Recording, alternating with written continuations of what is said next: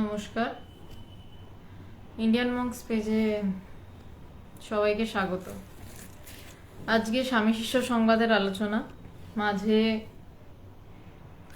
বেশ লম্বা একটা সময় আমি আলোচনায় একদমই নিয়মিত ছিলাম না, ভীষণ রকমের অনিয়মিত ছিলাম। আপনারা যে সহ্য করেছেন, অনেক অনেক ধন্যবাদ আপনাদেরকে।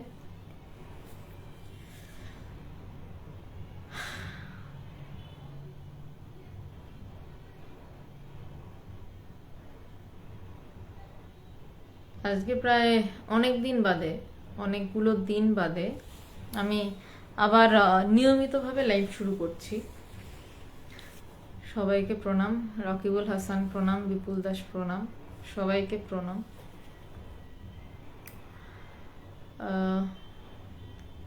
মানুষজনরা কিছু ঢুকছেন, তাই জন্য আমি কিছুটা কথা বলছি। শেখ মোহাম্মদ নাসের জয়গুরু।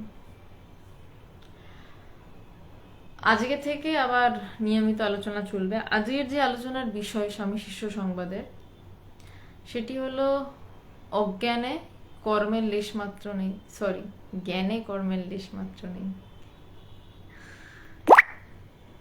অজ্ঞানে কর্মের লেশমাত্র নেই সত্য, তার কারণ অজ্ঞান বলেই কিছু নেই।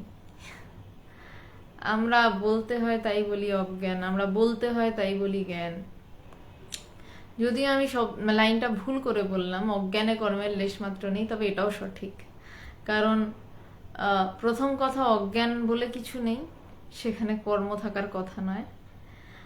আর দ্বিতীয়ত, কথা যখনই হচ্ছে সেটা ভুল হবেই। কথা ঠিক হতে পারে না, কোনো কথাই ঠিক হতে পারে না। তার কারণ যা কথাই বলতে যাই না কেন, আমরা যে কথাই বলতে চাওয়া, সেই কথাই সেই জায়গায় দাঁড়িয়ে তো কোনো কথা হয় না, জ্ঞানে দাঁড়িয়ে তো কোনো কথা হয় না। জ্ঞান থেকে একটু নেমে কথা হয়।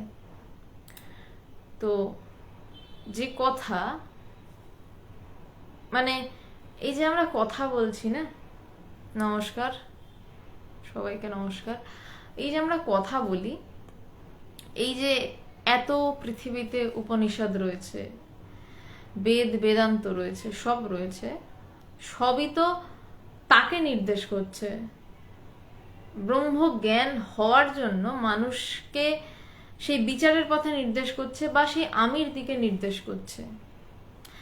কিন্তু ব্যাপারটা কি, মুশকিলের ব্যাপার, নির্দেশ করছে কিন্তু বলতে পারছে না যে এটা ব্রহ্ম। কারণ ওটা ওইভাবে বইয়ে টইয়ে পড়ে বলা যায় না, কিছুতেই বলা সম্ভব নয়। ওটা একমাত্র বোধ করে, অনুভব করে বুঝতে হয়। এবারে যেই শাস্ত্র লেখা হচ্ছে, সেখানে অনেক কিছু রয়েছে, অনেক কথা রয়েছে, সেইগুলো আমাকে নির্দেশ করছে, অনেকটা কাছাকাছি, আমির কাছের কথা। আবার আমরা যেসব গল্প পড়ি, উপন্যাস পড়ি, সেগুলো সাহিত্যিকরা বানিয়ে বানিয়ে অনেক কিছু লিখছেন, অনেক গল্প গাছা লিখছেন। ওইগুলো গল্প আমরা বলছি না, ওগুলো ব্রহ্মর থেকে অনেক দূরে। হ্যাঁ দূরে, কারণ ওগুলো বানিয়ে বানিয়ে গল্প বলা হচ্ছে। আবার বেদ, উপনিষদ, এগুলো বলছি সৎসঙ্গ, কারণ এগুলো ব্রহ্মের থেকে কাছে। কিন্তু কাছে হোক বা দূরে হোক, গ্যাপ তো থাকেই। পার্থক্যটা সেই জায়গা থেকে 1 সেন্টিমিটার নিচে নামলেও আমি সেখানে নেই, সেখান থেকে আমি 1000 সেন্টিমিটারের নিচে নামলেও আমি সেখানে নেই। আচ্ছা, কেউ বলছেন ছবি আটকে যাচ্ছে, বেশ, আচ্ছা বুঝতে পেরেছি সমস্যাটা। আচ্ছা,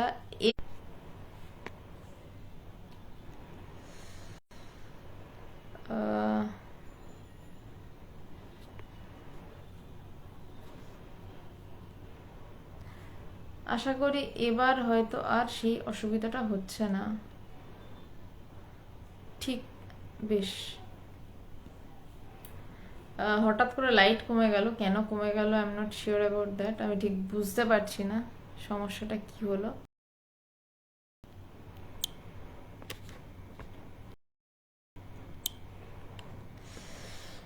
যাই হোক, আপাতত আমাকে দেখা যাচ্ছে, এটাই যথেষ্ট। কিছু একটা সমস্যা হয়েছিল। তো যেটা বলছিলাম যে গল্প উপন্যাসগুলো নয় আমার থেকে 1000 সেন্টিমিটার দূরের কথা বলছে, কিন্তু এই যে সমস্ত বেদ উপনিষদ সেগুলো আমির খুব কাছের কথা বলছে, কিন্তু আমিকে নিয়ে কথা কিন্তু কেউ বলতে পারছে না, কারণ সেটা শুধু নিজের অনুভবেই পাওয়া যায়। তেমনি কথা যখন বলা হচ্ছে, যেমন ভগবানের কাছে কয়েকদিন আগে একজন সন্ন্যাসিনী এসেছিলেন, দারুণ লেগেছিল সেই সন্ন্যাসিনীকে। যেমন তার সাধনার তেজ, তেমন গলা, তেমন কথাবার্তা, দুর্দর্শ জ্ঞানী লেগেছিল সেই সন্ন্যাসিনীকে। তো ভগবানের সাথে সেই সন্ন্যাসিনী, সেই মাতাজির কথা হচ্ছে। তো মাতাজি নির্বাণ ষটকম গাইলেন, আমি বাক্য নই, আমি মন নই, আমি বুদ্ধি নই। বলার পরে মাতাজি ভগবানকে বললেন যে বাবা সব ঠিক বললাম তো? দুই জ্ঞানীর মধ্যে কথা তো। ভগবান বললেন যে কথা তো ভুলই হবে, যাই কথা তা তো বলতে হচ্ছে, সেখানে তো বলা বলি নেই, কে বলবে কাকে বলবে। তো দুজনের একটা দারুণ কনভারসেশন দেখেছিলাম।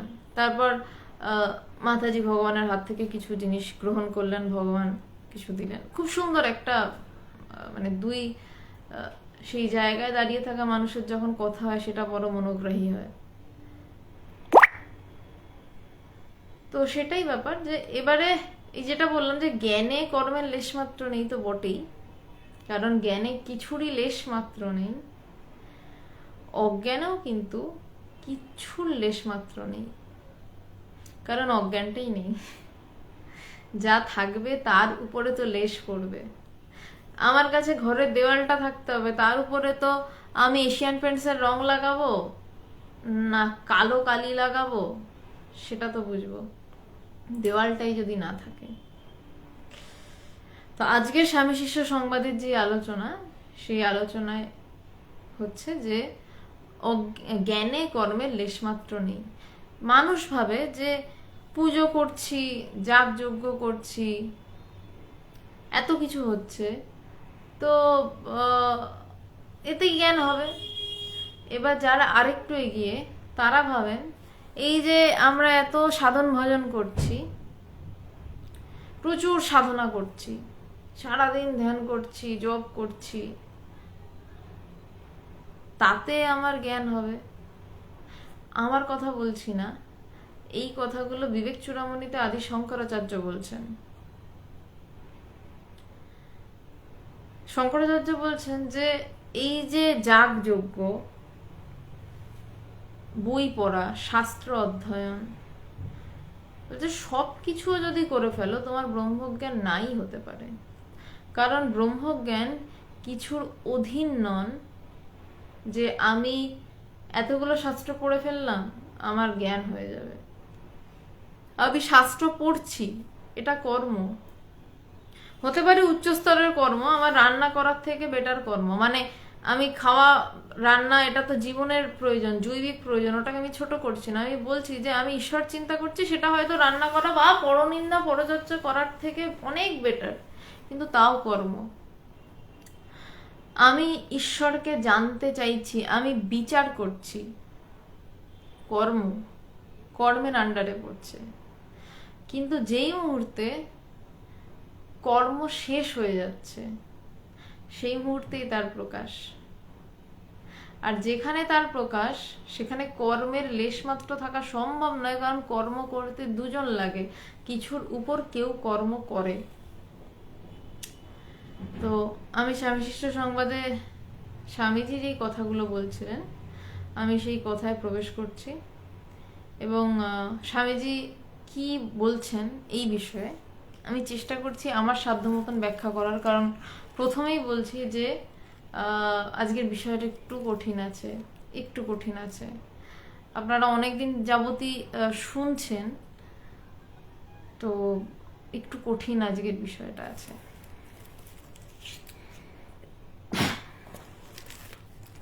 শাস্ত্রের, স্বামীজি বলছেন এই কথাগুলো, শাস্ত্রে নানা প্রকার সাধন মার্গ যেসব নির্দিষ্ট হয়েছে সে সকল কেবলই আত্মজ্ঞান লাভের জন্য, তবে অধিকারী ভেদে সাধনা ভিন্ন ভিন্ন। কিন্তু ওই সকল সাধনা দিয়েও এক প্রকার কর্ম, এবং যতক্ষণ কর্ম ততক্ষণ আত্মার দেখা নাই। স্বামীজি বলছেন শাস্ত্রে নানা প্রকার সাধন মার্গ যেসব নির্দিষ্ট হয়েছে সে সকল কেবলই আত্মজ্ঞান লাভের জন্য। আচ্ছা, আমি শুরু ওই মানে বই থেকে শুরু করাটাকে একটা ব্যাপার একটু জিজ্ঞাসা করছি, কয়েকজন যদি একটু উত্তর দেন ভালো হবে। আমার ছবি বা কথা কি পরিষ্কার আসছে? মানে আমি না মাঝে মধ্যে দেখতে পাচ্ছি আমার ছবিটা হয়তো একটু আটকে আটকে যাচ্ছে, আমি ঠিক বুঝতে পারছি না। যদি একটু কয়েকজন অন্তত জানান যে কথা এবং পিকচার ঠিক আছে, তাহলে আমি একটু নিশ্চিন্তে শুরু করতে মানে কথা বলতে পারি আর কি। এমনিতেই হঠাৎ কি প্রবলেম হলো, লাইট কমে গেল, আমি বুঝতে পারলাম না।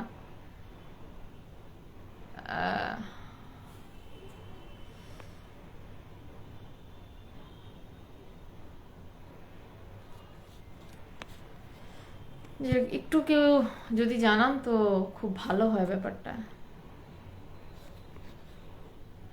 বেশ, থ্যাংক ইউ তপন বর্মন, মানুষবালা, ধন্যবাদ। রাম, ঠিক আছে, থ্যাংক ইউ। তো বলছেন শাস্ত্রে নানান প্রকার সাধন মার্গ যেসব নির্দিষ্ট হয়েছে সে সকল কেবলই আত্মজ্ঞান লাভের জন্য। বলছে শাস্ত্রের মধ্যে বিভিন্ন রকম সাধন মার্গ, মার্গ মানে পদ, সাধনার বিভিন্ন রকম পদ নির্দিষ্ট হয়েছে। যেমন আমরা এখন যেটা নিয়ে আলোচনা করছি সেটার নাম জ্ঞান মার্গ, জ্ঞান পথ।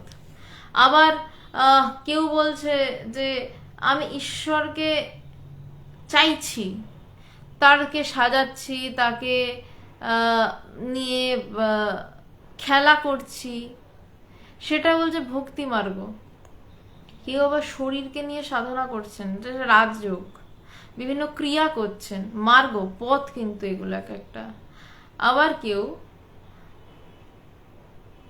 তন্ত্রবিদ্যায় রয়েছেন, সেটাও কিন্তু একটা পথ। কেউ সব সাধনা করছে, কেউ অঘোর সাধনা করছেন। যে সমস্ত পথ বলছে, এই সমস্ত পথই কিন্তু শাস্ত্রের বাইরে নয়। আমি কোনোটাকে ছোট করতে পারি না। আমি অদ্বৈতবাদী বলে আমি বলতে পারি না দ্বৈতবাদ কিছু নয়।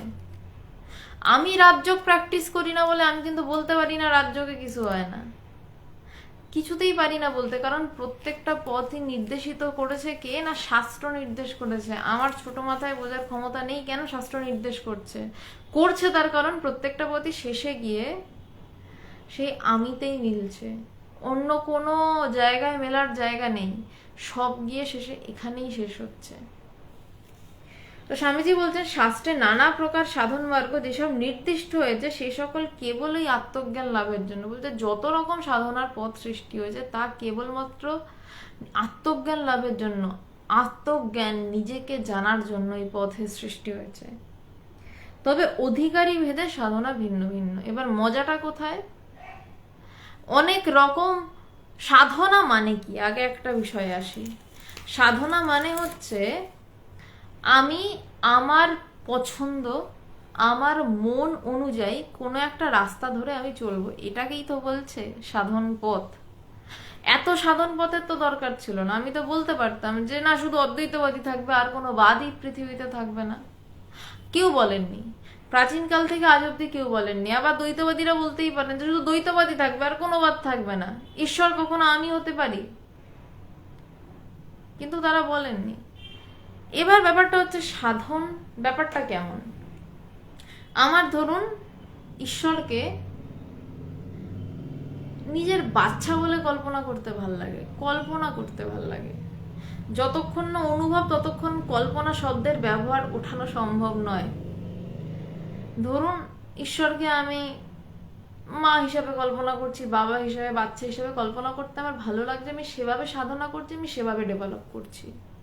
এবার সেই মানুষটাকে যদি জোর করে গাঁতিয়ে বলা হয় যে না, তুমি ঈশ্বরকে এইভাবে কল্পনা করবে না, তুমি মনে করো তুমি ঈশ্বর, তার ভাবের গোলমাল হয়ে যাবে, তার কল্পনার গোলমাল হয়ে যাবে, তার তখন বিরক্তি এসে যাবে, সে বলবে দূর থাক, যেমন আছি থাকি। আবার যার তন্ত্র সাধনা ভালো লাগে, তাকে যদি জোর করে ক্রিয়া প্রক্রিয়া বিভিন্ন রকম জোর করে করানো হয়, তাহলে সে আবার সেই পথ ছেড়ে দেবে। বিউটিটা এখানেই, সাধন যে মার্গ, যে পথগুলো রয়েছে, সেই পথগুলো মানুষের সামনে এমনভাবে ছড়ানো যে সে নিজের পছন্দ মতন পথ বেছে নিতে পারে। তাকে বলা হচ্ছে বাবা তুমি নিজের পছন্দ মতন পথ বাছো, কিন্তু পথ বাছো এবং শেষ করো, যাত্রা শুরু করো এবং যাত্রা শেষ করো। পথের শুরুতে দাঁড়িয়ে থেকো না, তোমার ইচ্ছা মতন, তোমার চাহিদা মতন পথ তৈরি রয়েছে। আবার কোনো অদ্বৈতবাদী যে বলছে অহং ব্রহ্মাস্মি, আমি সেই ব্রহ্ম, তার সামনে এসে যদি বলা হয় যে না ঈশ্বরের জন্য একটু কান্নাকাটি করো, তাকে রোজ জামা কাপড় পরাও, ঈশ্বরের সেবা করো, মূর্তি পুজো মানে মূর্তিকে স্নান করাও, এই করাও, সে কদিন পর করে বলবে ধুস আমার ভালো লাগছে না। তো সাধন মার্গের এটাই, এই যে অধিকারী ভেদে কথাটা বলা হচ্ছে না, অধিকারী মানে কি, মানে যার যেটা করতে ভালো লাগে তার তো সেটাতেই অধিকার। যেমন একটা সহজ উদাহরণে আসি, কারোর সায়েন্স পড়তে ভালো লাগে, তাকে যদি জোর করে বাংলা অনার্স দেওয়া হয় সে ফেল করে যাবে বেচারা। আবার যার বাংলা অনার্স ভালো লাগে তাকে যদি জোর করে ফিজিক্স দিয়ে দেওয়া হয়, সে গ্যারান্টি ফেল করবে, পারবে না। তো বহু সময় দেখা গেছে অনেক, এটা সবারই, এটা এই এই উদাহরণটা আপনারা রিলেট করতে পারবেন। এই উদাহরণটা খুব রিলেটিভ, যে ওর ইচ্ছা ছিল না সায়েন্স পড়ার, বাড়ি থেকে জোর করে ওকে সায়েন্স পড়াচ্ছে, বা এর ইচ্ছে ছিল না আর্টস পড়ার, একে জোর করে আর্টস পড়াচ্ছে। ইচ্ছার বিরুদ্ধে হয় না, কারণ সে হয়তো বিজ্ঞানের অধিকারী, সে আইজ্যাক নিউটন, তাকে যদি আজকে বাংলা অনার্স পড়ানো হতো পারতেন, বাংলা অনার্স না ছেড়ে দিন, ওনাদের দেশে যে ভাষা রয়েছে সেই লিটারেচার নিয়ে পড়ানো হতো, ওনার কি অবস্থা হতো, আমরা কত তত্ত্ব হারাতাম। তাকে তার বিষয় বেছে নিতে দেওয়া হয়েছে। প্রত্যেকের ভিতর থেকে একটা বিষয় আসে, সেই বিষয়টাকে চাপতে নেই। আমরা সামাজিকভাবে বুঝি যে আমার এই সাবজেক্টটা ভালো লাগে, আমি এটা পড়বো, আমি একে ভালোবাসি, আমি একে বিয়ে করব।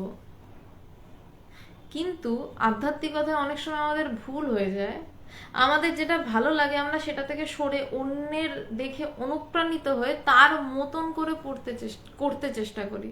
কেউ হয়তো তার ভাব দ্বৈতবাদ, সে ঈশ্বরকে নিয়ে মেতে থাকতে চায়, তার হয়তো সেই পথেই মুক্তি, সেই পথেই তার পথের শেষ লেখা রয়েছে। সে অন্য কাউকে দেখে ভীষণ ইন্সপায়ার হয় না, আমি অদ্বৈতবাদী, আমাকে অদ্বৈত পথেই চলতে হবে, না। অধিকারী কে? অধিকারী কাউকে করে দেওয়া যায় না, অধিকার বোধটা ভিতর থেকে আসে আধ্যাত্মিকতার ক্ষেত্রে, যে আমার এটা পথ।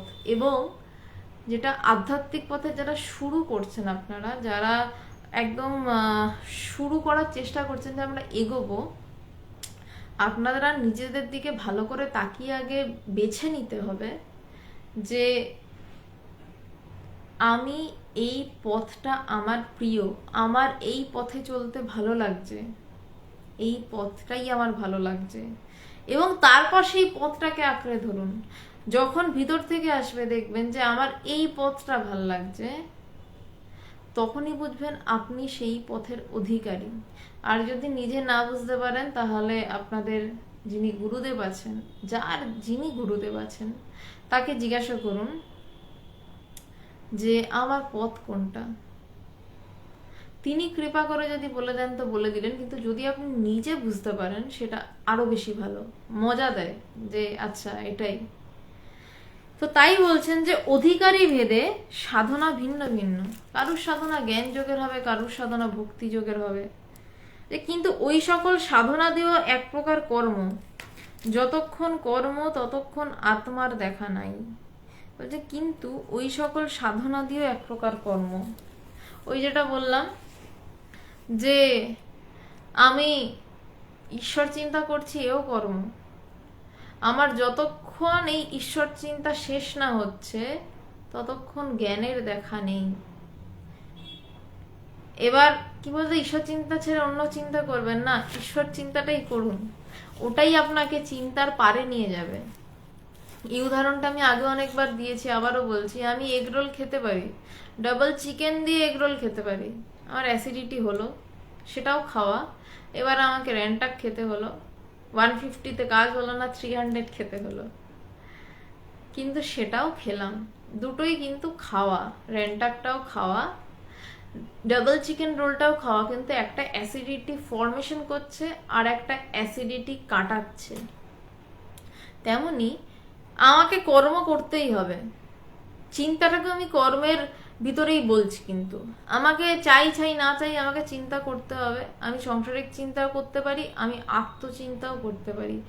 আত্মচিন্তাটা কি চিন্তা না, যেই চিন্তা আমাকে নিজের ভেতরে ডুবিয়ে দেবে, নিজের ভেতরে টেনে ডুবিয়ে দেবে, এবং যেই চিন্তা আমাকে চিন্তার পারে নিয়ে যাবে। আচ্ছা, আপনাদের যা প্রশ্ন আছে প্লিজ আমি রিকোয়েস্ট করছি আপনারা একদম শেষে একটু জিজ্ঞাসা করুন। ধ্রুব সাহা, আপনি একটু শেষে জিজ্ঞাসা করুন, কারণ কথার মাঝে বলতে গেলে না বিষয়টা থেকে একটু সরে যেতে হয়। আপনারা শেষে জিজ্ঞাসা করুন, আমি চেষ্টা করব সবার সব প্রশ্নের উত্তর দেওয়ার, যদি আমি পারি, যদি আমার দ্বারা সম্ভব হয়। যে কিন্তু ওই সকল সাধনা দিয়েও এক প্রকার কর্ম, এবং যতক্ষণ কর্ম ততক্ষণ আত্মার দেখা নেই। যতক্ষণ কর্ম ততক্ষণ আত্মার দেখা নেই। আত্মপ্রকাশের অন্তরায়গুলি শাস্ত্রোক্ত সাধনরূপ কর্ম দ্বারা প্রতিরুদ্ধ হয়। কর্মের নিজের সাক্ষাৎ আত্মপ্রকাশের শক্তি নেই, কতকগুলো আবরণকে দূর করে দেয় মাত্র। বলছে কতগুলো আবরণ থাকে সামনে, সেই আবরণগুলোকে জাস্ট সরিয়ে দেয়, আর কিছু না, শুধু আবরণগুলোকে। এই কাজগুলো কি, এই যে বলছি আত্মচিন্তা আর সাংসারিক চিন্তায় তফাৎটা কি? সাংসারিক চিন্তা কি হচ্ছে, মানে ধরুন একটা জলাশয় আছে বেশ পরিষ্কার, সাংসারিক চিন্তা কি হচ্ছে, সেইখানে আমি গিয়ে আরো 4টি ময়লা ফেলে দিলাম, জলটা নোংরা হয়ে গেল, কাজ। আরেকজন এসে বললে বাবা পুকুরটা নোংরা হয়ে আছে, এই চলো ময়লা তুলবো, ময়লা তুলছে, এও কাজ। একটা সময় কিন্তু শেষ ময়লাটা উঠে যায়, তারপরেই পুকুরে একদম স্বচ্ছ জলটা দেখতে পাওয়া যায়। তাই বলছেন যে এই যে শাস্ত্রোক্ত সাধন রূপ কর্ম দ্বারা প্রতিরুদ্ধ হয় আত্মপ্রকাশের অন্তরায়গুলি, জলের সাথে কিন্তু ময়লা ফেলা বা ময়লা তোলার কোনো সম্পর্ক নেই। আচ্ছা, আমি যা বলছি মানে বোঝা যাচ্ছে অশোকবাবু, আপনি বুঝতে পারবেন আমি জানি, কারণ অনেকদিন ধরে আপনি ইউজ টু হয়ে আছেন। আরো সবাই যদি একটু জানান, মানে তাহলে আমি আরেকটু সরল করে বলার চেষ্টা করবো আর কি। মানে আমি বলছি জলের সাথে কিন্তু কেউ ময়লা ফেলে গেল, সেই ময়লাটার কোনো সম্পর্ক নেই, আবার ময়লাটা তুলে নিচ্ছে তারও কোনো সম্পর্ক নেই। যখন ময়লা ফেলেছিল তখনও জল ছিল, আবার যখন ময়লাটা তুলে নিল, ময়লার শেষ কণাটুকু তুলে নিল, তখনও জল ছিল। বিষয়টা হচ্ছে ময়লা ফেলাটাও কাজ, ময়লা তোলাটাও কাজ। আমরা কেবলমাত্র ব্রহ্মজ্ঞান মানে আমরা ভিতর থেকে কিছু টেনে বের করছি বা ভিতরে কিছু পুট করে দিচ্ছি তা নয়। জলটা ছিল, বাইরে থেকে জলের ফোর্স আনিনি, পুকুরের জলটা ছিলই। স্যার মানুষ বলা, হ্যাঁ থ্যাংক ইউ, বেশ, তার মানে অসুবিধা হচ্ছে না, এটুকু বুঝতে পারলাম। ঘটনাটা যেটা হচ্ছে সেটা হচ্ছে যে আমরা সেই হয়েই আছি, এখনই হয়ে আছি, আজকাল পরশু হব, বা আগের দিন ছিলাম এখন নই, বা সেই কবে স্বামী বিবেকানন্দ এই কথা বলেছেন, তিনি স্বয়ং ব্রহ্ম হয়েছিলেন, আমি নেই এমন নয়, আমিও সেই হয়েই আছি, জলাশয় রয়েছেই। কিন্তু প্রবলেমটা কি হচ্ছে, আমার সামনে প্রচুর ওই আবর্জনা জমে আছে। ঈশ্বর চিন্তন কেন, ওই আবর্জনা তোলা। যতক্ষণ শেষ ময়লাটাও তুলছি পুকুর থেকে, ততক্ষণ অবধি কিন্তু পুকুরের জলে ময়লা আছে। যেই তুলে ফেললাম, ঝট করে দেখলাম পুকুরের জল একদম স্বচ্ছ, আমার মুখ দেখতে পাচ্ছি।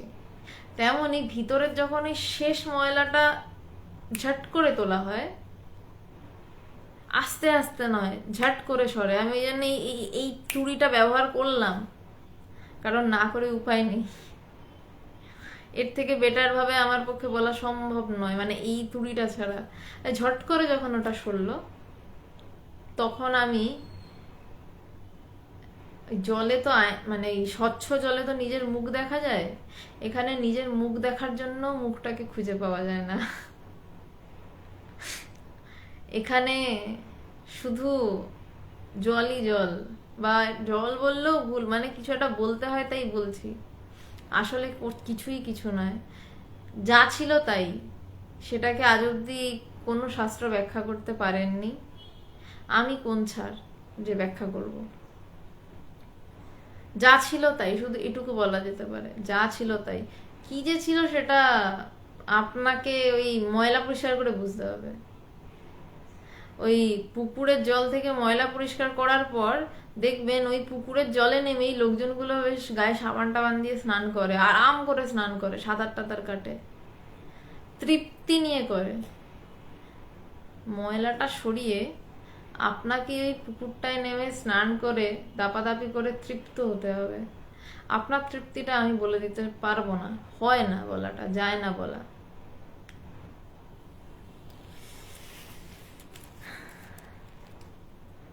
তো বলছে নিজের সাক্ষাৎ আত্মপ্রকাশের শক্তি নেই, কতগুলি আবরণকে দূর করে দেয় মাত্র, তারপর আত্মা আপন প্রভায় আপনি উদ্ভিন্ন হয়। বলছে তারপর কি হয় না, আত্মা আপন প্রভায় আপনি উদ্ভিন্ন হয়, নিজের প্রভায় নিজেই জল জল করে। পুকুরের জল ছিলই, শুধু ময়লা তোলা হয়েছে, জলটা নিজের প্রভায় নিজেই জল জল করছে। সূর্যের আলো পড়লে চকচক করে, অদ্ভুত আলো খেলে যায়, ময়লার আস্তরণ থাকলে সেই আলো খেলতে পারে না। তেমনি আত্মা নিজের প্রভায় নিজে অলরেডি জ্বলছে, এখনই জ্বলছে, কিন্তু বোঝা যাচ্ছে না কেন? উপরে একটা স্তর পড়ে আছে, আবর্জনা স্তর পড়ে আছে। এই আবর্জনা স্তর সরাতে গেলে কি করতে হবে? গুরুর কাছে যেতে হবে, ব্রহ্মজ্ঞানী সৎ গুরুর কাছে যেতে হবে। হাজার বাড়িতে বসে বই পড়ে উল্টে দিয়ে হয় না, আবর্জনা তোলা যায় না। গুরুর কাছে গেলে তিনি ঠিক করে শেখাতে পারেন যে কোন পদ্ধতিতে ময়লা উঠবে, এবং একমাত্র গুরু কৃপাই পারে সেই জ্ঞানের দরজা খুলতে। তার জন্য আপনারা হাজার শাস্ত্র পড়তে পারেন, হাজার ধ্যান ধারণা করতে পারেন, কিন্তু লাভের লাভ কিছুই হবে না। লাভ কি হবে? আবর্জনাটুকু অনেকটা সরবে, কিন্তু গুরু কৃপা ছাড়া কোনোভাবেই এই দরজা খুলবে না। সোমা চক্রবর্তী গোস্বামী, ওই আবর্জনাটাই তো তুলতে পারছি না, চেষ্টা করছি, কিন্তু আবার এসে জমে যাচ্ছে। ঠাকুর বলছেন কচুরিপানা সরাতে থাকতে হবে। কচুরিপানা সরিয়ে দেওয়া গেল, স্বচ্ছ জল দেখাও গেল।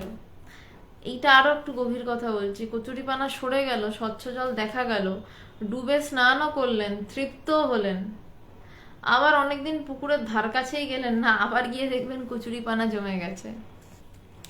জ্ঞান লাভ হলেই হলো না, আবর্জনা একবার আমি সরিয়ে দিলাম, এবার সরিয়ে দেওয়ার পর দেখলাম কি না আমি একদম ডুবে গেলাম না, ব্রহ্মজ্ঞান আপন প্রভায় আপনি জ্বলছে, হলো, বুঝলাম আমি। কিন্তু তারপর আমি আর ওটা নিয়ে চর্চাই করলাম না, হয়তো আমি মেতে গেলাম অন্য কিছুতে দীর্ঘদিন। তারপর হঠাৎ একদিন দেখবো এ বাবা ভিতরের ওই জায়গাটা কই খুঁজে পাচ্ছি না তো, ওই টানটা কোথায় গেল? এই জন্য ঠাকুর বলছেন যে মন শালাকে ব্রহ্ম সমুদ্রে বারবার চুবিয়ে চুবিয়ে মার। কথাগুলো বড় ইম্পর্টেন্ট। এই কথাটা জনক ঋষিও বলেছিলেন যে মন শালাকে ব্রহ্ম সমুদ্রে বারবার চোবাতে হবে, একবার স্নান করে খুশি হয়ে উঠে গেলে না, বলছে বারবার চোবাতে হবে। যদি আমি রোজ ওই পুকুরের জলে স্নান করতে আসি, তাহলে আর কচুরিপানা পুকুরের জলে জন্মাতে পারবে না, কারণ রোজ আমি এরকম ভাবে কচুরিপানা মানে সরাচ্ছি না, আমি জলটাকে আন্দোলিত করছি। কচুরিপানা জন্মাবার চান্স পাবে না, আবর্জনা পড়ার চান্স পাবে না, কারণ রোজ আমি ওটাকে পরিষ্কার করছি। তো যখন এই যে জ্ঞান লাভ হয়ে গেল, জ্ঞান লাভ হওয়ার পর তো জীবন মুক্ত অবস্থা, তখন তো তার হাতের পুতুল। এবার সাথে আমাকে জগতেও বেঁচে থাকার জন্য তিনি রাখছেন, বলা যেতে পারে তিনি রাখছেন। এবার দেখুন, যাদের সমাধির বা জ্ঞানের অনেক স্তর আছে, এবার যারা সেই স্তরে গিয়ে দাঁড়িয়ে পড়েছেন, জ্ঞান এবং বিজ্ঞান দুটো হয়। জ্ঞান লাভ হচ্ছে আমি তাকে জেনেছি, বিজ্ঞান হচ্ছে আমি তাকে বিশেষভাবে জেনেছি। বিজ্ঞান হচ্ছে সেই জায়গায় গিয়ে বাড়ি ঘরদর বানিয়ে থেকে যাওয়া, মানে আর আশা নেই। সে তাকে যেন দেখায় সে সংসারে যাতায়াত করছে, সংসারের সাথে তার কানেকশন আছে, কিন্তু আদতে নেই, সে ভিতরে ওই জায়গায় বসে রয়েছে, তার এদিক ওদিক কিছু হচ্ছে না। কিন্তু যারা জ্ঞানী, তারা ব্রহ্ম সমুদ্রের চুপ যে আবার উঠছে, তাদের আশা আছে। তাদেরকে ওই জন্য বলছে বারবার সাধনা করো, বারবার ওই জায়গায় যাও, একটা সময় হয়তো পুরো ডুবে যাবে, একটা সময় ওই জায়গায় ঘর বাড়ি বানিয়ে ফেলবে।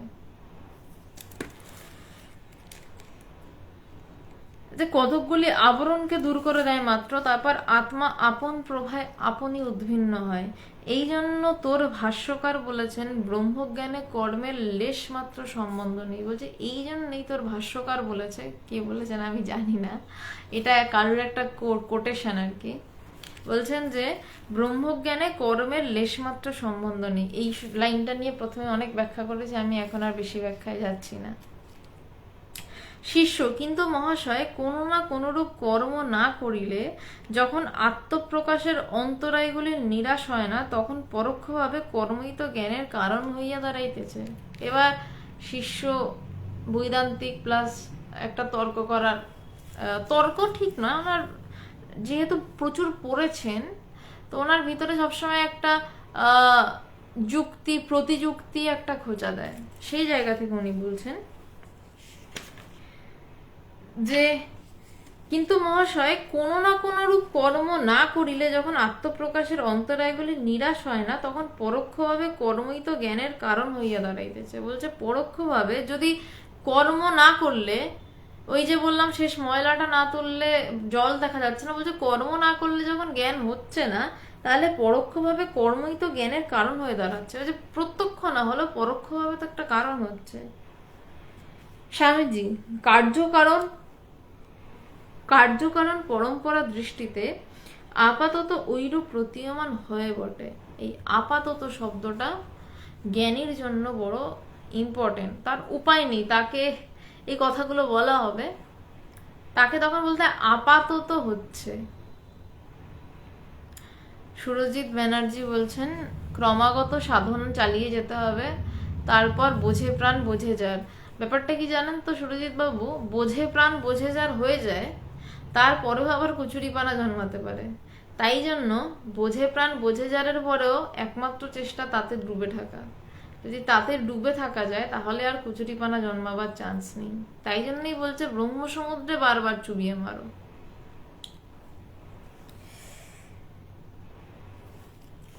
স্বামীজি বলছেন কার্যকারণ পরম্পরা দৃষ্টিতে আপাতত ওইরূপ প্রতীয়মান হয় বটে। শিষ্য কি বললেন, শিষ্যের কথাটাকে একটু আচ্ছা, যারা প্রশ্ন করছেন না একটু শেষে প্রশ্ন করলে ভালো হয়, কারণ পরে না আমি প্রশ্নগুলো খুঁজে পাই না, যখন লাইভটা মানে শেষে যখন উত্তর দিতে যাই প্রশ্ন খুঁজে পাই না, হারিয়ে যায় প্রশ্নগুলো।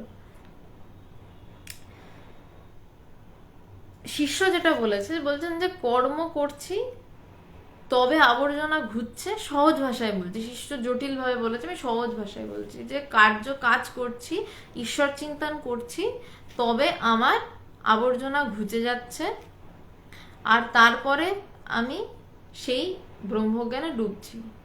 মানে আমার কাজ আছে, তারপর ব্রহ্মজ্ঞানে ডোবা, মানে বলতে চাইছেন যে পরোক্ষভাবে কাজটাই সাহায্য করছে ব্রহ্মজ্ঞানে ডোবার জন্য। স্বামীজি উত্তর দিচ্ছেন কার্যকারণ পরম্পরা দৃষ্টিতে। এই যে কার্যকারণ পরম্পরা দৃষ্টি, এই দৃষ্টিতে অ্যাকচুয়ালি সংসার চলছে।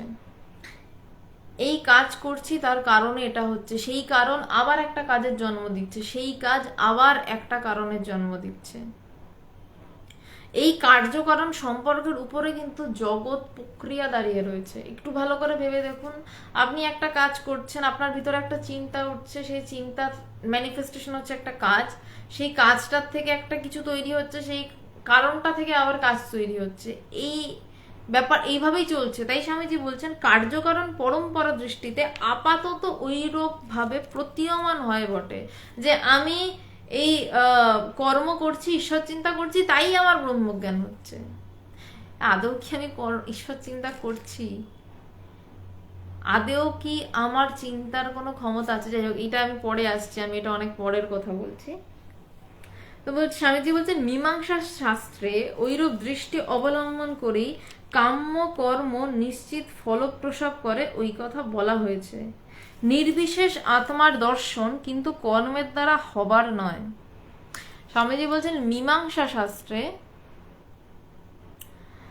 মীমাংসা শাস্ত্রে ওইরূপ দৃষ্টি অবলম্বন করি কাম্য কর্ম, মানে যেই কর্মটা করতে হবে সেই কর্ম নিশ্চিত ফল প্রসব করে, একথা বলা হয়েছে।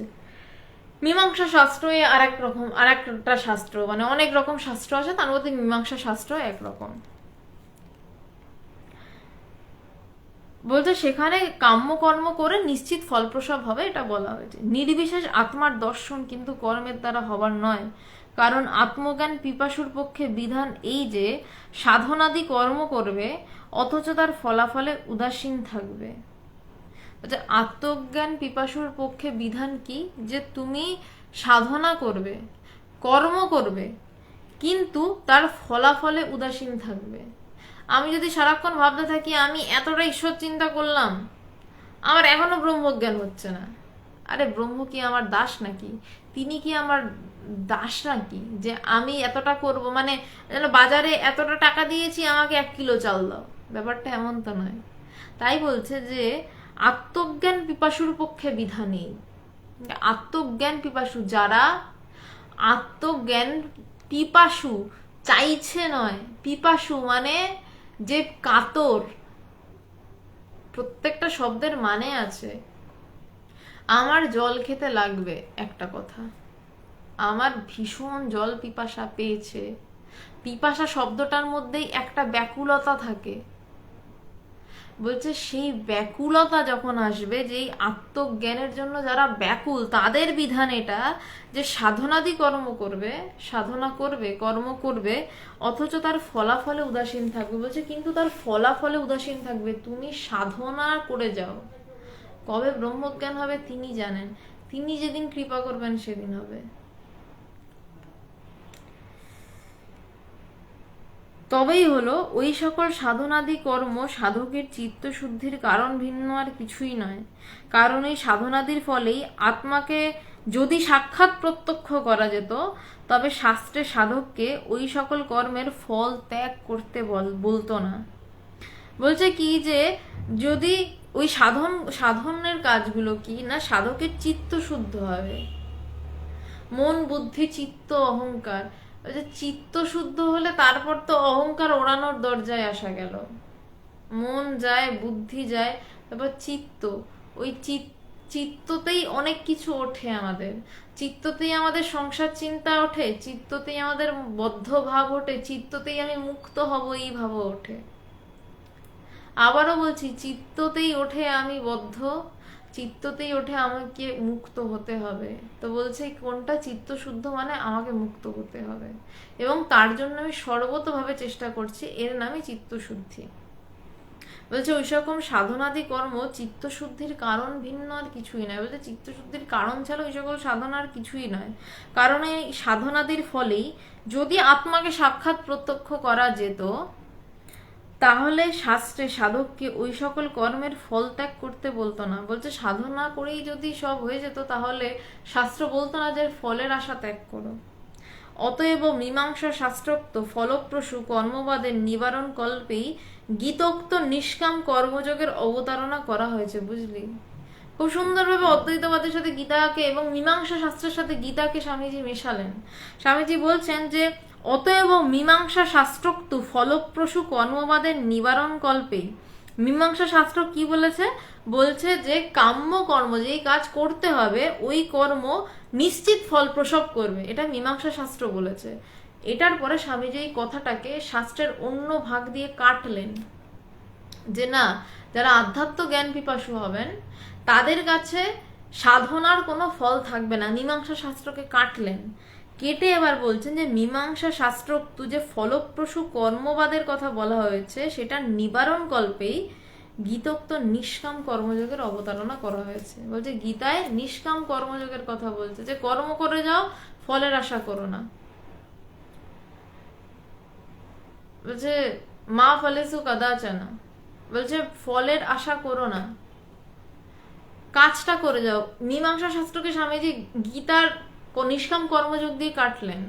মানে এটা কাটাকুটির একটা ব্যাপার চলছে, কারণ দুই বেশ ভালো বৈদান্তিকের আলোচনা চলছে কিনা। শিষ্য কিন্তু মহাশয়, কর্মের ফলাফলেরই যদি প্রত্যাশা না রাখিলাম, তবে কষ্টকর কর্ম করিতে প্রবৃত্তি হইবে কেন? বলছেন যে আমি যদি কর্মের ফলাফলের আশাই না রাখি, তবে কর্ম করতে তো কষ্ট হয়, কিন্তু মানুষ এটা বোঝে না কর্ম আমাকে করতেই হবে, সেটা চেয়ে করি বা না চেয়ে করি। তো এ বলছে কষ্টকর কর্ম করতে প্রবৃত্তি হবে কেন, করবো কেন? স্বামীজি শরীর ধারণ করে, যেটা বলছিলাম, স্বামীজি বলছেন শরীর ধারণ করে সর্বক্ষণ একটা কিছু না করে থাকতে পারা যায় না। জীবকে যখন কর্ম করতেই হচ্ছে, তখন যে রূপে কর্ম করলে আত্মার দর্শন পেয়ে মুক্তি লাভ হয়, সেই রূপে কর্ম করতেই নিষ্কাম কর্মযোগে বলা হয়েছে। বলছে শরীর ধারণ করে সর্বক্ষণ একটা কিছু না করে থাকতে পারা যায় না, করতেই হবে, উপায় নেই। আমি চিন্তা না করতে চাইলেও আমাকে চিন্তা করতে হবে, করে যেতে হবে। বলছে তখন যে রূপে কর্ম করলে আত্মার দর্শন পেয়ে মুক্তি লাভ হয়, সেই রূপে কর্ম করতে নিষ্কাম কর্মযোগে বলা হয়েছে। আমার যদি এখন কর্ম হয় ডিস্কো থেকে গিয়ে খানিকক্ষণ নেচে আসবো, নাচতে পারি, কর্ম। আবার যদি আমি এটা ভাবি যে বাড়িতে বসে আমি কোনো গুহা গহ্বরে নয়, আমি বাড়িতে বসে আমি শান্ত হয়ে নিজের ভিতর দিকে তাকিয়ে তাকে খোঁজার চেষ্টা করব, তিনি কোথায়, সেটাও কর্ম। বলছে কর্ম তো করতেই হবে, হয় আমায় নাচানাচি করতে হবে, নয় শান্ত হতে হবে। তো যেটা করলে কর্মে বন্ধন থেকে বাঁচা যায় সেটাই করা ভালো, কারণ কর্মটা তো আটকে রাখছে আমাদের, এই কর্ম সেই কর্ম। বলছে যেটা করলে কর্মের বন্ধন থেকে মুক্ত হবে সেই কর্মের চেষ্টা করো। বলছে সেই রূপে কর্ম করতে নিষ্কাম কর্মযোগে বলা হয়েছে, যে কর্ম করো কিন্তু জানতে চাও না ফল কি হচ্ছে। আর তুই যে বললি প্রবৃত্তি হবে কেন, মানে একটু আগে শিষ্য প্রশ্ন করলো যে যদি কর্মের ফলই না পাই তাহলে আমাদের প্রবৃত্তি হবে কেন, মানে ইচ্ছা হবে কেন যে কষ্টকর কর্ম করবো, হাত পা নাড়বো। কিন্তু হাত পা নাড়াটাই কর্ম নয়, চিন্তাটাও কর্ম। তার উত্তর হচ্ছে এই যে যত কিছু কর্ম করা যায় তা সবই প্রবৃত্তিমূলক, কিন্তু কর্ম করে করে যখন কর্ম হতে কর্মান্তরে, জন্ম হতে জন্মান্তরে কেবলই গতি হতে থাকে, তখন লোকের বিচার প্রবৃত্তিকালে আপনা আপনি জেগে উঠে জিজ্ঞাসা করে এই কর্মের অন্ত কোথায়। কারুর না কারুর, এই যারা শুনছেন আপনারা সবাই শ্রদ্ধেয়, তার কারণ কোথাও না কোথাও আপনাদের ভিতরে এই প্রশ্ন এসছে যে শেষ কোথায়। আজ নয়তো কাল বা পরশু যে কোনো দিন একটা হয়তো ঝলক এসছে, সেই জন্য হয়তো আপনাদের মনে হয়েছে যে আলোচনাটা থেকে এটার থেকে বেরোনোর কোনো রাস্তা বেরোতে হয়তো বা পারে, তাই আপনারা এই কর্মর বিষয়টা শুনতে চাইছেন। যে স্বামীজি বলছেন, যে শিষ্য বলছেন প্রবৃত্তি হবে কেন, আমরা চাইবো কেন। তাই স্বামীজি বলছেন যে তার উত্তর এই যে যা কিছুই কর্ম করা যায় সবই প্রবৃত্তিমূলক, সবই আমার প্রবৃত্তিতে আমি করি, কিন্তু কর্ম করে করে করে করে যখন কর্ম হতে কর্মান্তরে, বলছে এক কর্ম থেকে আর এক কর্ম করেই যাচ্ছি। মানে আপনি যদি নিজের সারা জীবন ছেড়ে দিন, আগের 3টে দিন দেখেন কত কর্ম থেকে কর্মের সৃষ্টি করেছেন এবং করে গেছেন, একটু ভাবুন তো, মানসিকভাবে এবং শারীরিকভাবে। গত 3 দিনের হিসাব বললে আপনি শেষ করতে পারবেন না। সেখানে বলছে সারা জীবন ধরে আমরা করছি, জীবনে মরেও শেষ হচ্ছে না, আবার জন্মাচ্ছি, আবার করছি। তো বলছে এই কর্ম থেকে কর্মান্তরে, জন্ম হতে জন্মান্তরে কেবলই গতি হতে থাকে, তখন লোকের বিচার প্রবৃত্তিকালে আপনা আপনি জেগে উঠে জিজ্ঞাসা করে। বলছে তখন মানুষ বীতশ্রদ্ধ হয়ে জেগে উঠে জিজ্ঞাসা করে যে এই কর্মের অন্ত কোথায়। তখনই সেই গীতা মুখে ভগবান যা বলেছেন, গহনা কর্মণ গতি, তার মর্ম বুঝতে পারে। যখন এই পিপাসা হয় এর শেষ কোথায়, তখন বলছে গাহানা কর্মণা গতি।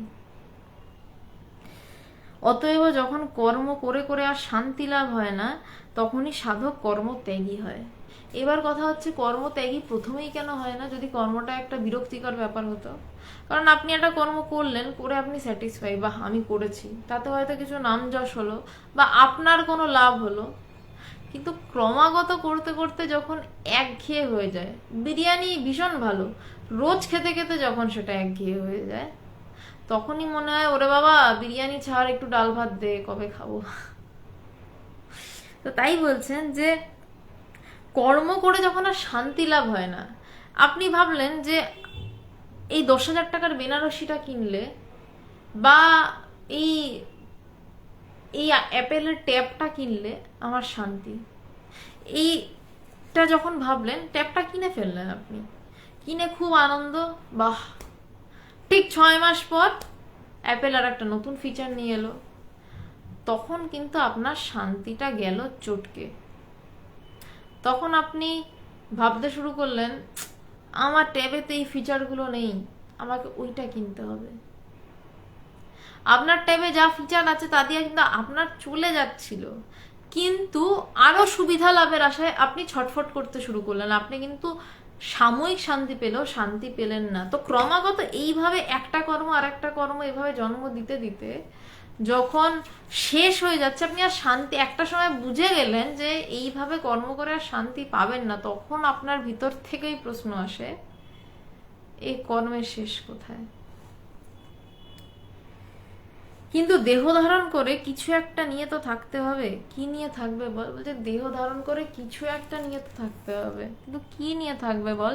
তাই 2-4টে সৎকর্ম করে যায়। বলছে তাই জ্ঞানীরাও কর্ম করে, কিন্তু তারা বলছে 2-4টে সৎকর্ম করে, কিন্তু সেটাকেও কর্ম বলছে, ওটাও কিন্তু জ্ঞানের বিষয় নয়।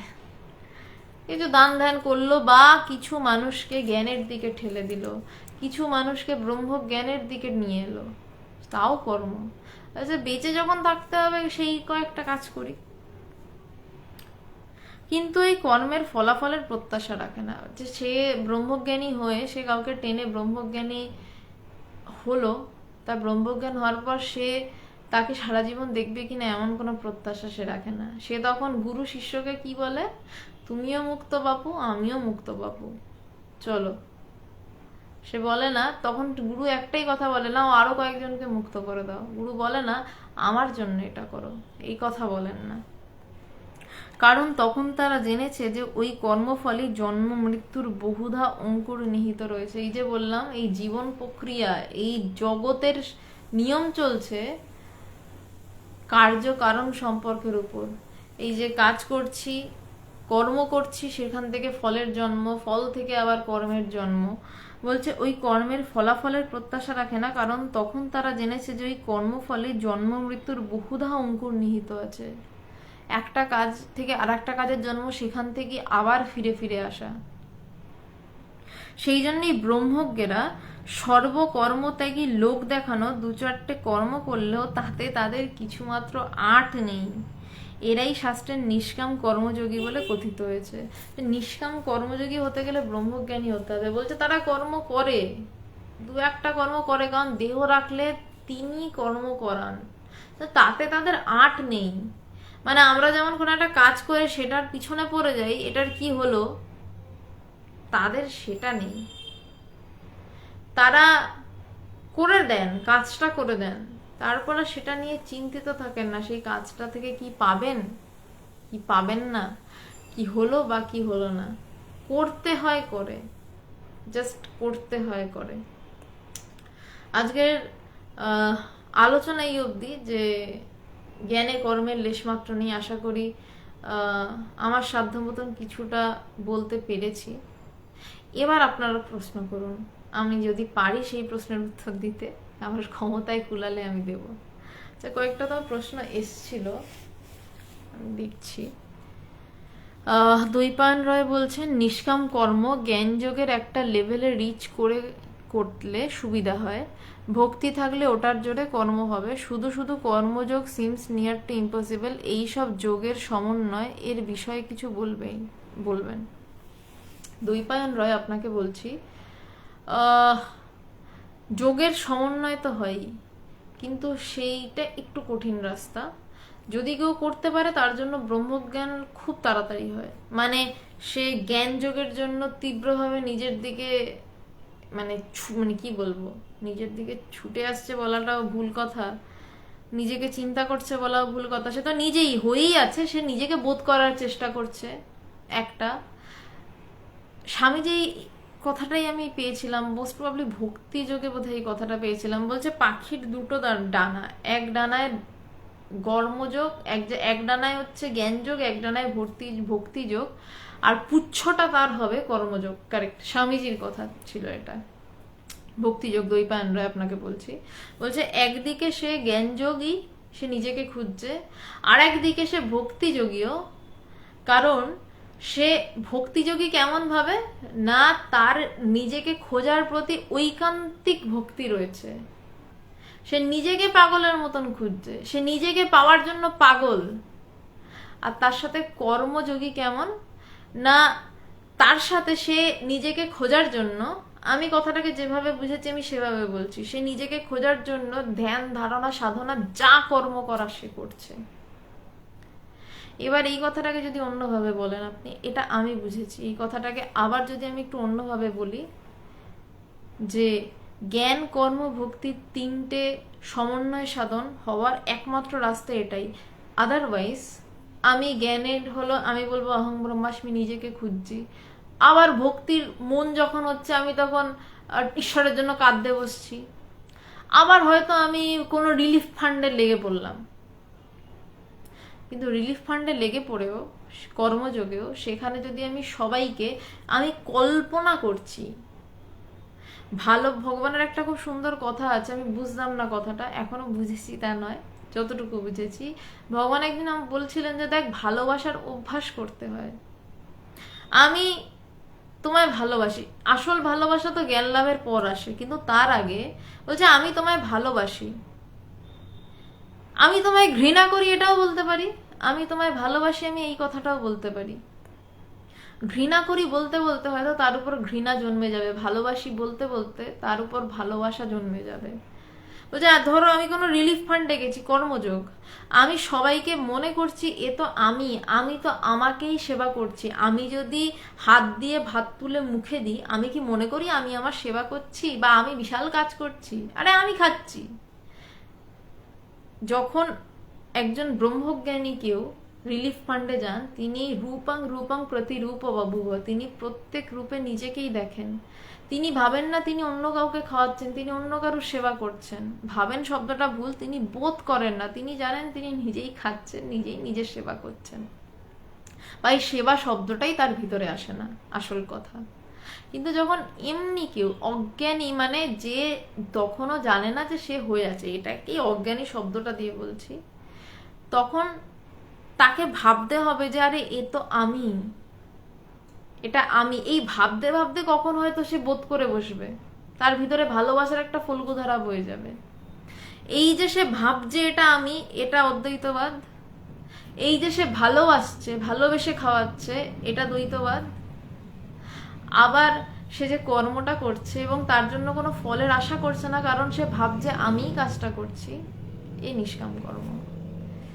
যদি একটু গোদাভাবে বলি তাহলে এইটা, আর যদি আরো সূক্ষ্মভাবে বলি তাহলে যেটা বললাম, একদিকে জ্ঞান একদিকে ভক্তি, পুচ্ছটা হচ্ছে কর্ম। দ্বৈপায়নরা একটু সূক্ষ্ম উত্তর দিলাম, জানি না কতটা বোঝাতে পেরেছি। আপনার যদি এটার পরেও কোনো প্রশ্ন থাকে আপনি করতে পারেন। দ্বৈপায়ন রয়, আচ্ছা। কৌশিক দত্ত, সারাদিন ব্যবসা প্রতিষ্ঠানে থেকে মুক্তি পাওয়ার সম্ভাবনা রয়েছে, সেটা কিভাবে? মন চাই ঠাকুরের আরাধনা করতে, কিভাবে এটা সম্ভব, কিভাবে এই বন্ধন থেকে মুক্ত হতে পারি? প্রথম কথা হচ্ছে, ব্যবসা প্রতিষ্ঠান আপনার বন্ধনের কারণ নয়, আপনি আপনার বন্ধনের কারণ। আপনি ভাবছেন ব্যবসা প্রতিষ্ঠানে থেকে আমাকে সারাদিন হিসাব নিকাশ করতে হচ্ছে, আমি কিভাবে মুক্ত হব। এটা আপনার মন আপনাকে বলছে, কিন্তু আপনি একটু ভেবে দেখুন তো, আপনি হিসাব নিকাশ ব্যবসার চিন্তার বাইরে কি একটুও টাইম পান না? 5 মিনিটও সময় জোটে না আপনার? যদি 5 মিনিট সময় জোটে, সেই 5 মিনিট আপনি আত্মচিন্তন করুন। চিন্তা করুন আমি কে, কে ব্যবসার, যখন ব্যবসার হিসাবটা করছেন ভিতরে প্রশ্ন করুন কে হিসাব করছে। আপনার মাথা, ব্রেন হিসাব করছে? কয়েক বছর পর আরো বয়স হয়ে যাবে, তখন ব্রেন আর দেবে না। তাহলে ব্রেনটা তো চেঞ্জেবল, সে ব্রেনটা সত্য নয়। তাহলে কে হিসাব করছে? আপনি মন দিয়ে হিসাব করছেন, আপনার বুদ্ধি দিয়ে হিসাব করছেন। একটু যদি আপনাকে ঘেটে দেয়, কেউ একটা হিসাব করার সময় পাশ থেকে কেউ কিছু বললো, আপনার বুদ্ধি বিচলিত হয়ে গেল, আপনার হিসাব ভুল হয়ে গেল, তাহলে আপনার বুদ্ধিও তো বদলাচ্ছে। তারপরে কি, যেটা আপনাকে দিয়ে হিসাব করাচ্ছে, যেটা আপনাকে দিয়ে ব্যবসা করাচ্ছে, কে ব্যবসা করাচ্ছে ওটা খুঁজুন। দোকানে বসেও, ব্যবসা প্রতিষ্ঠানে বসেও আপনি খুঁজতে পারেন আপনি কে। তার জন্য আপনাকে ঠাকুর ঘরে বসে থাকতে হবে না, কোনো মন্দির, মসজিদ, গুহা, গহর কোথাও বসে থাকতে হবে না।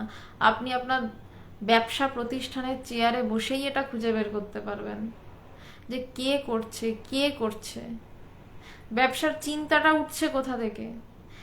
হাতে কাজ হোক, ভিতরে চিন্তাটা থাক কোথা দিয়ে উঠছে চিন্তাটা। তারপর যখন ঠাকুর বলছেন না যে যখন বৌমার 10 মাস হয়, তখন এমনি শ্বশুরবাড়ি বলে যে তোমার বাপু আর কাজ করতে হবে না। যখন আপনার এই চিন্তা করতে করতে সেই অবস্থা হয়ে যাবে যে আর একটুখানি মুক্তির জায়গা চলে এসছে, তখন তিনি আপনাকে কিছু দিনের জন্য হলেও ছুটি দিয়ে দেবেন যে বাবা অনেক কষ্ট করে কাছাকাছি এসছে, জেনে নিক। আর তার থেকেও বড় কথাই, আমি যা যা বললাম এইগুলো করার থেকেও বড় কথা, আমি জানি না আপনার গুরুদেব আছেন কিনা বা আপনি আপনার গুরুকরণ হয়েছে কিনা, আপনি গুরু খুঁজুন, গুরুর পায়ে পড়ুন, তাকে প্রার্থনা করুন যে আমি জানতে চাই। অনলাইনে বেদান্ত শুনে এইটুকু ইনফরমেশন পাওয়া যেতে পারে এটা এভাবে হয়, বা গুরুর পায়ে পড়তে হয়, কিন্তু গুরুর পায়ে গিয়ে পড়তে হবে, গুরুর কাছে হাত জোর করে প্রার্থনা করতে হবে যে আমি মুক্তি পেতে চাই গুরুদেব বলে। এবার এসে আপনি ব্যবসায় ডুবে গেলেন তাতে হবে না, আপনাকে খুঁজতে হবে কে ব্যবসা করছে। আপনার শরীরটা, আপনার মন, আপনার বুদ্ধি, চিত্ত, অহংকার না কোথা থেকে উঠছে, অন্য কোথাও না। আপনি আপনার ব্যবসা প্রতিষ্ঠানে বসেই আপনি ব্রহ্মজ্ঞান লাভ করতে পারেন। আশা করি বোঝাতে পারলাম, কিন্তু সবার আগে গিয়ে গুরুর পায়ে পড়ুন। গৌতম ভট্টাচার্য না ভগবান দীক্ষা দেন না, ভগবানের সন্ন্যাসী শিষ্যরা দীক্ষা দেন, ভগবান নিজে দীক্ষা দেন না।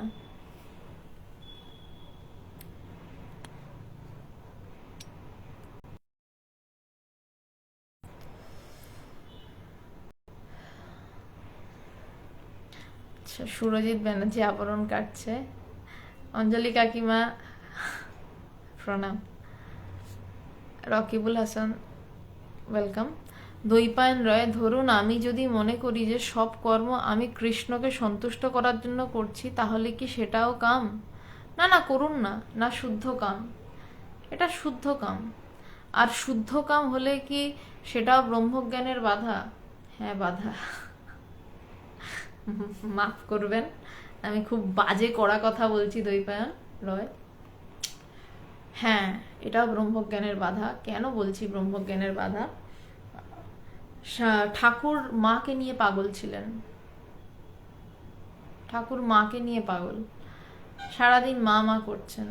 কিন্তু সেই ঠাকুর অবতার পুরুষ, তিনি যখন এলেন অদ্বৈতবাদী সাধনা করতে তোতাপুরীর কাছে, 3 দিনের মাথায়, 3 দিন না, 3 দিন নয়, বেশ অনেক দিনের মাথায় তোতাপুরী যখন ঠাকুরকে বলছেন মন উঠাও,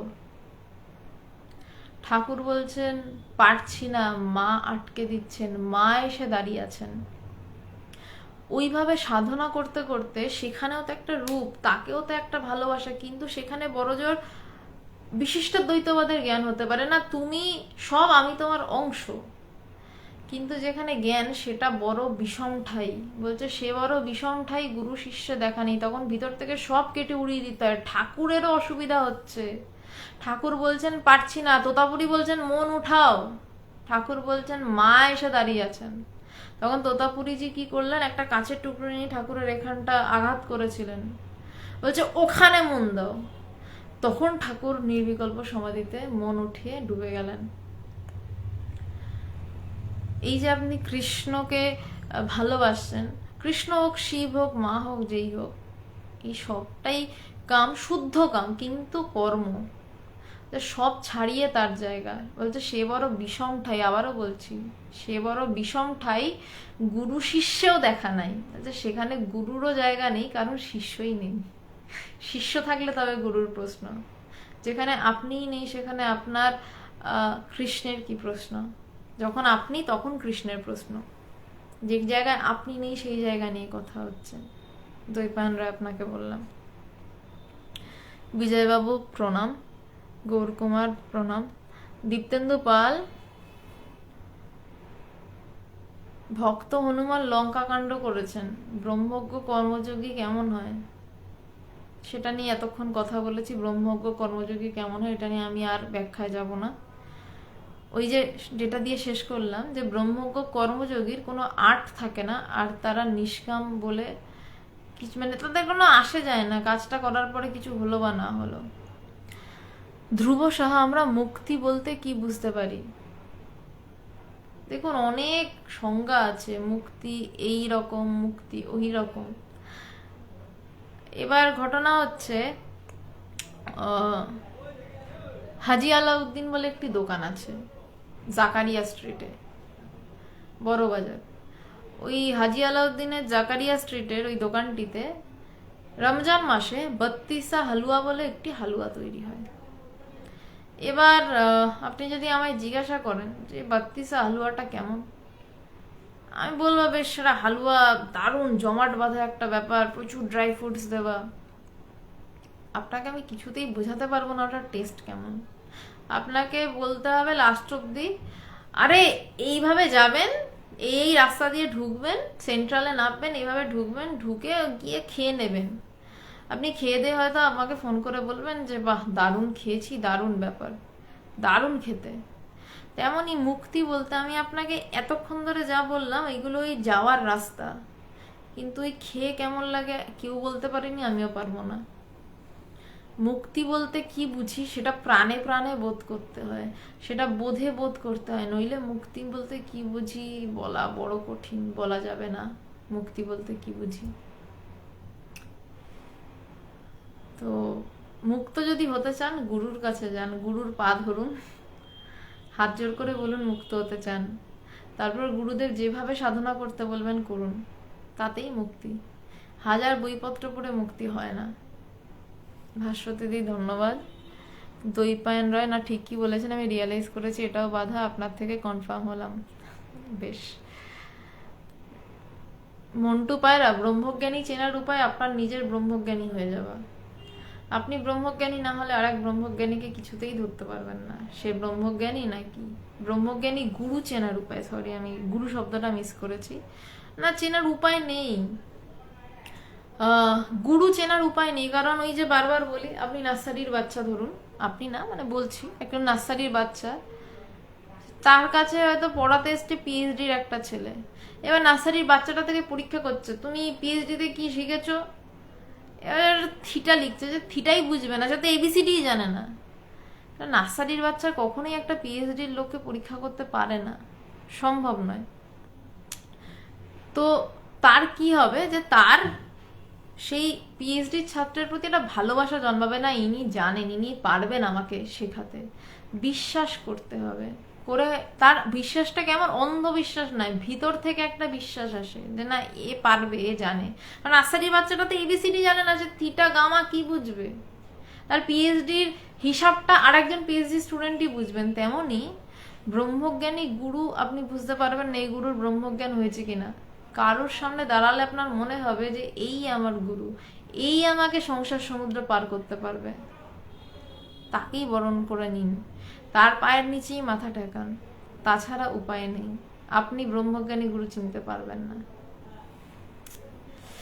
মধুমিতাদি নমস্কার। রাম দরবার, সর্বপ্রকার মায়া ত্যাগ করলেই কি ব্রহ্মজ্ঞানে এগিয়ে যাব? প্রথম কথা, মায়া ত্যাগ করা যায় না, মায়া ত্যাগ হয়। মানে এই আমি সংসার ত্যাগ করলাম, আপনি করলেন, কর্তা বোধ আছে, হয় না। এমন হয় সাধন ভজন করতে করতে বা ঈশ্বর চিন্তা করতে করতে সংসার আপনাকে ছেড়ে যায়। তাই বলছি মায়া ত্যাগ হয় না, মানে মায়া ত্যাগ করা যায় না, মায়া ত্যাগ হয়ে যায়। সব ছাড়িয়েই তো ব্রহ্মজ্ঞান, তার মধ্যে মায়াও পড়ে বটে। শ্রীমতী দি, ভালো থেকো, অনেকদিন পর।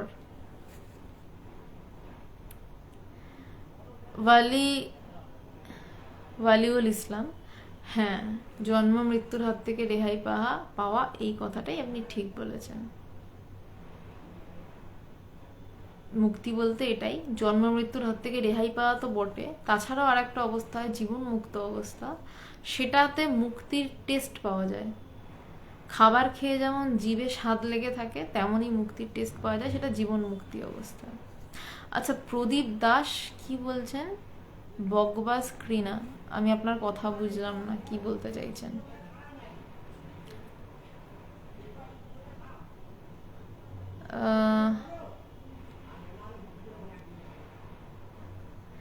মলয় চন্দ্র, জনক রাজা তো ব্রহ্মজ্ঞানী হয়েও কর্ম করতেন। হ্যাঁ, যেমন ভাবে কর্ম করতেন বললাম তো, তার একটা উদাহরণ দিই। জনক রাজা ব্রহ্মজ্ঞানী হয়েছেন, অষ্টাবক্র মুনির কাছে বসে বেদান্ত শুনছেন, ব্রহ্মজ্ঞানের পরও গুরুর পায়ের নিচে বসে শুনছেন।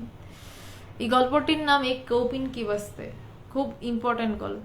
জনক রাজা ভোগী, সবাই জানে, রাজা, বিশাল প্রাচুর্যে থাকেন, কিন্তু জ্ঞানী কেমন হয়, ব্রহ্মজ্ঞানী কেমন হয়? আপনার প্রশ্নের যে বলছেন জনক রাজা তো ব্রহ্মজ্ঞানী হয়ে কর্ম করতেন, তার উত্তর এটা। এই গল্পটার নাম আবারও বলছি, এক কৌপিন কি বাস্তে, ভগবানের থেকে শোনা এই গল্পটা। তো সেই সময় হঠাৎ আগুন লেগেছে, তো জনক রাজার সাথে অষ্টাবক্রের বিভিন্ন সন্ন্যাসী শিষ্যরাও ছিলেন সেখানে। তো আগুন লেগেছে, জনক রাজাকে এসে খবর দিয়েছে যে আগুন লেগেছে, মিথিলা পুড়ছে। জনক রাজা উত্তর দিলেন, মিথিলা পুড়ছে তো আমার কি, আমি গুরুর কাছে বসে বেদান্ত শুনছি। তার কাছে তখন জগৎ বলেই কিছু নেই। সেই মিথিলা মানে কিন্তু শুধু তার প্রজারা নয়, তার নিজের আত্মীয় পরিজন, সমাজ সংস্কারও রয়েছে। যে মিথিলা পুড়ছে তো আমার কি, আমি গুরুর কাছে বসে বেদান্ত শুনছি। এবং তার থেকেও বড় কথা, মিথিলা পুড়ছে মানে অষ্টাবক্র মুনির আশ্রমও যে পুড়বে না তা নয়, তিনিও পড়ে যেতে পারেন, তিনি উঠছেন না, তিনি বলছেন আমি গুরুর কাছে বসে বেদান্ত শুনছি, মিথিলা পুড়ছে তো আমার কি। এবার কি হলো, ওখানে যারা সন্ন্যাসী শিষ্যরা ছিল, জনক রাজার তো রাজ্য ছাড়কার হয়ে যাচ্ছে, তার আসে যাচ্ছে না, নির্বিকার চিত্তে বসে রয়েছেন গুরুর পায়ের নিচে। আর যে কয়েকজন সন্ন্যাসীরা ছিলেন, তাদের কৌপিনগুলো, একখণ্ড বস্ত্র, কৌপিন মানে একখণ্ড বস্ত্র, সন্ন্যাসীর ওটাই আসল, সেই কৌপিনগুলো বাগানে মেলতে দেওয়া ছিল। তারা উঠে দৌড় দিয়েছে ওই কৌপিন গুলোকে রক্ষা করবে বলে, ওই কৌপিন যাতে পুড়ে না যায়। জনক রাজার রাজ্যপাট ছাড়কার হয়ে যাচ্ছে, তার আসে যাচ্ছে না, সে ব্রহ্মজ্ঞানী, সে জানে সব মিথ্যা, আমি গুরুর পায়ের নিচে বেদান্ত শুনছি। কিন্তু যারা সন্ন্যাসী, আমি সন্ন্যাসীদের অশ্রদ্ধা করছি না, মাফ করবেন, আমি জাস্ট সত্যটাকে সত্যের মতন বলছি, যে তারা ছুটছে তাদের একখণ্ড কাপড় বাঁচাতে, কারণ তাদের কাছে ব্রহ্মজ্ঞান পরিষ্কার নয়, তাদের কাছে জগৎ সত্য, তাদের কাছে একখণ্ড কাপড় সব, আর যার সব পুড়ে যাচ্ছে তার কোনো আসে যায় না। তো ব্রহ্মজ্ঞানী এরকম কর্ম করতেন, জনক রাজা এরকমই কর্ম করতেন।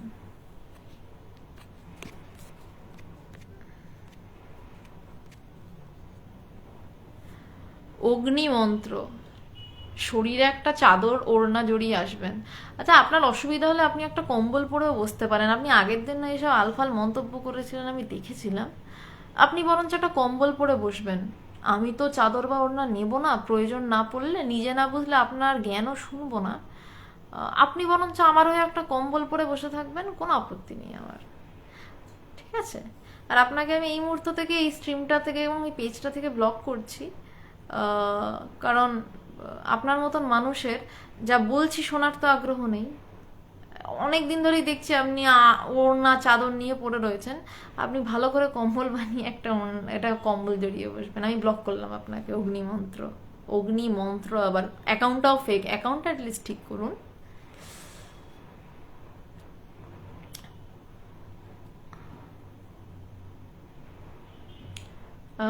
মোহাম্মদ শাহর আলী, আপনার বাসা কোথায়? কলকাতাতে দাদা।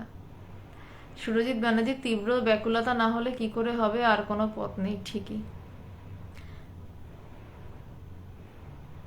গৌতম ভট্টাচার্য, কাটোয়া রামকৃষ্ণ মিশনে বেলুর মঠ থেকে মহারাজ আসেন, ওনাদের কাছে দীক্ষা নেওয়া যাবে? এই বিষয়ে তো আমি বলতে পারবো না। আপনার যদি মহারাজকে দেখে মনে হয় যে হ্যাঁ ইনি আমার গুরু, আপনার ভিতর থেকে যদি বলে দেয় যে হ্যাঁ ইনি আমার গুরু, এবং সব থেকে ইম্পর্ট্যান্ট যেটা, শুধু দীক্ষা নিলেই হয় না, যারা দীক্ষা নিতে চান তাদের ক্ষেত্রে একটা কথা বারবার আমি বলি যে আপনি গুরু সঙ্গ করতে পারবেন তো। শুধু দীক্ষা মন্ত্র জপ করে যাচ্ছেন, গুরুর সাথে আপনার কথা হচ্ছে না, সে অর্থে দেখা হচ্ছে না, এমনটা নয়। আপনি গুরু সঙ্গ করতে পারবেন তো, এবং আপনার ভিতর থেকে বলে উঠছে তো যে হ্যাঁ ইনি আমার গুরু, ইনি যদি আমাকে এক্ষুনি ছাদ থেকে ঝাঁপ দিতে বলেন আমি চিন্তা মাত্র না করে ঝাঁপ দিতে পারবো। এই অবস্থা যদি তাকে দেখে হয়, অবশ্যই দীক্ষা নিন।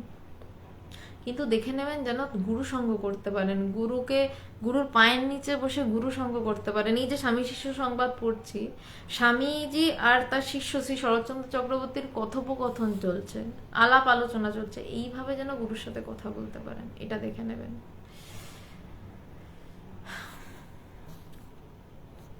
দীপেন্দু ঘোষ, এই উত্তরটা আমি দেব না অবশ্যই।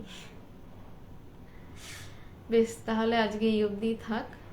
বেশ রাতও হয়েছে, 10টা বাজতে চললো। আজকে তাহলে এই অবধি আলোচনা থাক, এরপর থেকে আবার নিয়মিত আলোচনা করতে পারবো। অনেক দিনের একটা লম্বা গ্যাপ হয়েছে, মার্জনা করবেন আপনারা। আমি বলেইছিলাম আধ্যাত্মিকতার অর্থ কি এবং আধ্যাত্মিকতার শেষ কোথায়। ওয়ালিউল ইসলাম, আপনাকে আমি অনেকক্ষণ আগে থেকেই মন্তব্য করতে দেখছিলাম, আপনি ভালো মন্তব্যই করছিলেন অবশ্যই, কিন্তু এই গোটা আলোচনাটাই না আমি এই আপনার প্রশ্নটা নিয়েই করেছি যে আধ্যাত্মিকতার অর্থ কি এবং আধ্যাত্মিকতার শেষ কোথায়। আমি জানি না আপনি শুধু মন্তব্য করছিলেন নাকি শুনেছেন। যদি শুনে থাকেন তাহলে এই প্রশ্নটা আপনি করতেন না। আপনি বরঞ্চ আর একবার ভিডিওটা প্রথম থেকে শুনে নিন, আপনার উত্তর আপনি পেয়ে যাবেন। আবার তাহলে বুধবার দিন দেখা হচ্ছে আপনাদের সবার সাথে যোগাবাশিষ্ট সার নিয়ে আলোচনায়, যতদূর সম্ভব 4র্থ পর্ব। এই অবধি থাকলো, নমস্কার।